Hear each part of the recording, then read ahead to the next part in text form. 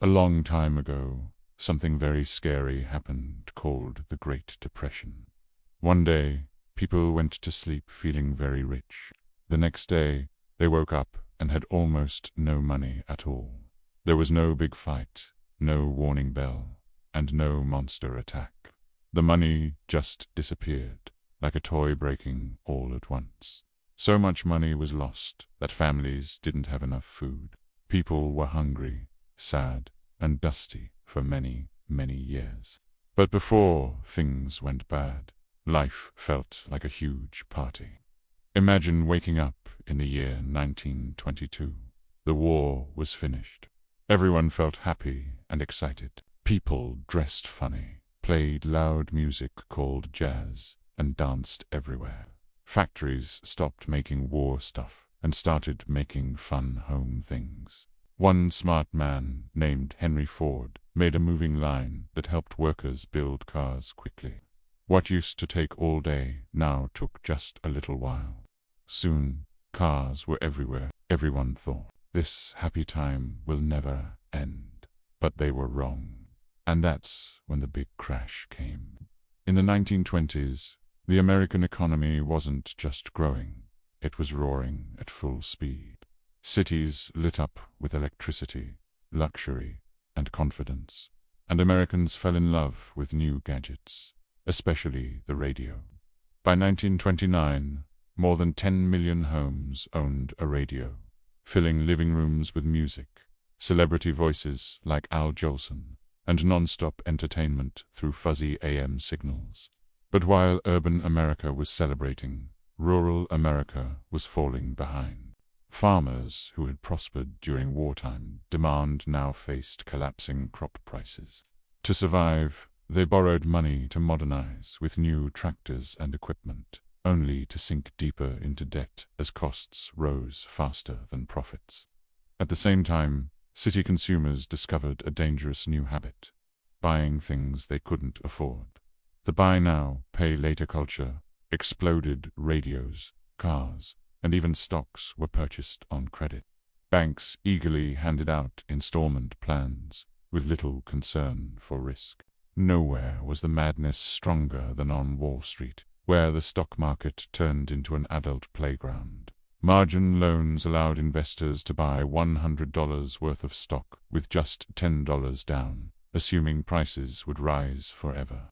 Stock tips spread from bankers to barbers, shoe shiners, and bellboys, signaling a classic speculative bubble. Between 1924 and 1929, the Dow Jones Industrial Average quadrupled, as stock prices soared far beyond reality-defying gravity just before the inevitable crash. By the late 1920s, logic had taken a back seat to pure optimism, and investors cared less about real profits and more about the vibes. Stock charts were rising, confidence was soaring, and as long as the line kept going up, no one asked what companies were actually worth. Corporations joined the fantasy by creating tangled webs of holding companies that owned other holding companies, often producing nothing at all, just layers of paperwork and inflated stock prices. In 1929, economist Roger Babson publicly predicted that a major market crash was coming. But Wall Street ignored him, mocked him, and bought even more stock instead. Behind the celebrations, serious cracks were spreading. Farm debt was rising, consumer credit was exploding, and the entire economy was balancing on the edge, without anyone checking how strong the floor really was. Then reality hit. On October 29, 1929, Black Tuesday America woke up feeling rich and went to bed financially devastated. The stock market didn't just fall, it collapsed violently. The Dow Jones plunged. Ticker tapes flooded with red numbers. Phones rang endlessly. Traders panicked, and chaos filled Wall Street. In a single day, an estimated $14 billion in wealth vanished, marking the moment when the roaring optimism of the 1920s finally gave way to one of the most catastrophic financial crashes in history.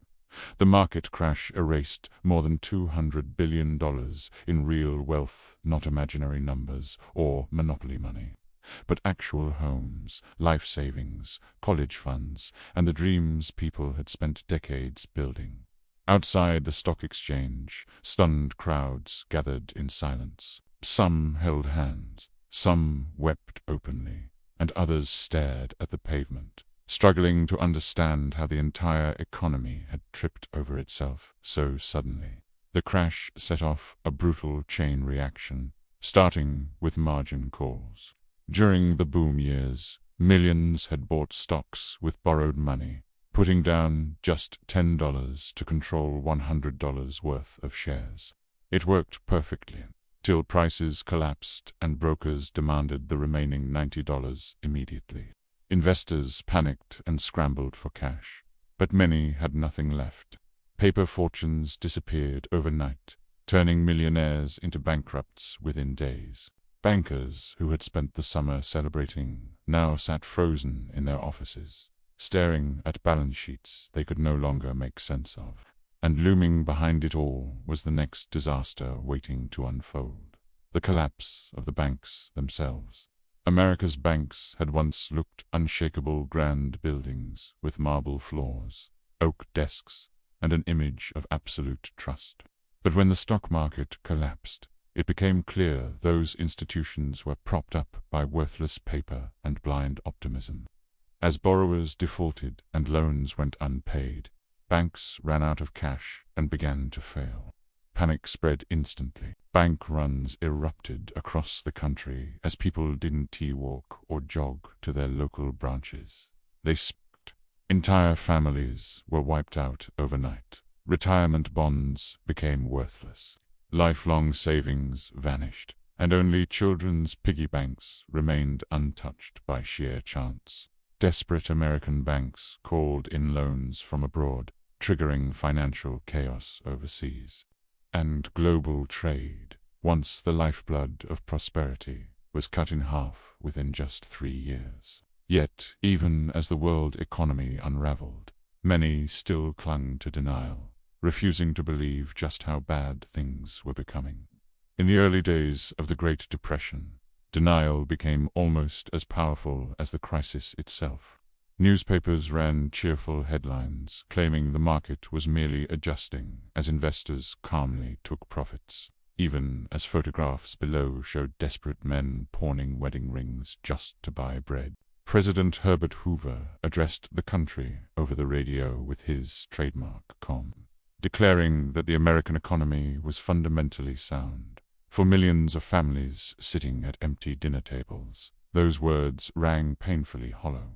Jobs were disappearing, savings were gone, and hunger was becoming a daily reality. Yet, despite the suffering, the system refused to admit failure. The stock market crash was not the bottom, it was only the beginning of something far darker. What followed was not quiet recovery, but the grinding halt of an entire nation. Factories shut down, machines fell silent, and fathers whispered apologies to their families for hardships.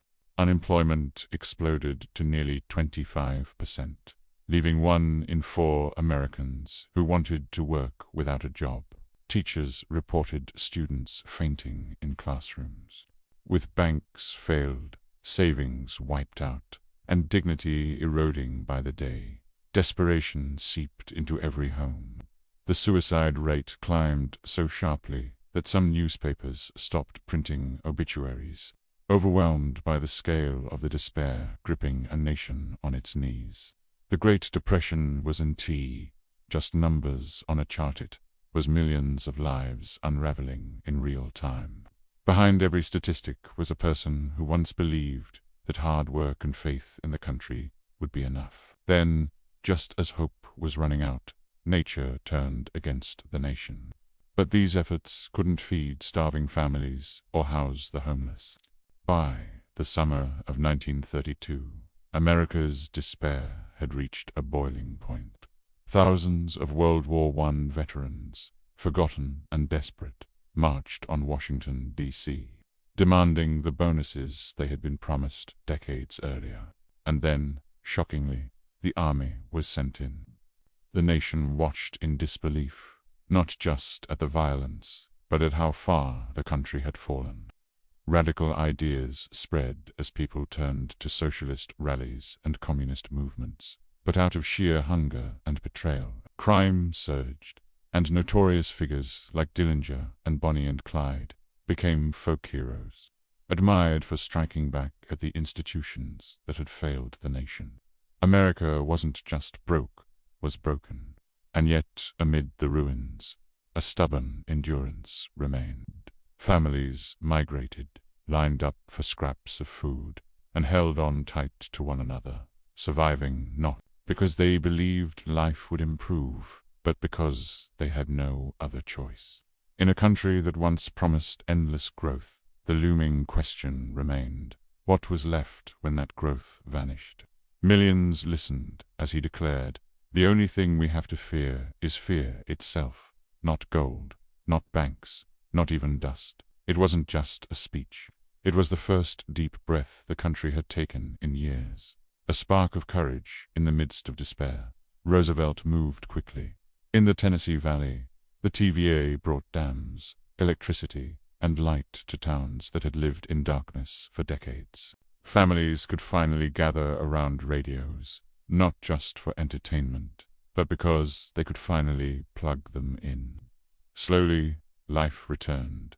GDP rose, unemployment fell, and the dust settled literally and figuratively. But FDR didn't stop at creating jobs. He rebuilt the system itself.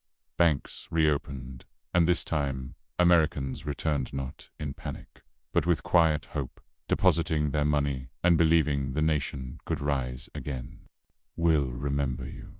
You won't have to work until you collapse." Dorothea Lange's iconic photograph, Migrant Mother, didn't say, "We're saved."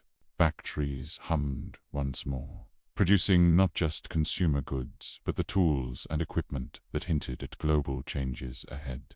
The Great Depression didn't end with fanfare. It ended with work, sweat, legislation, hope.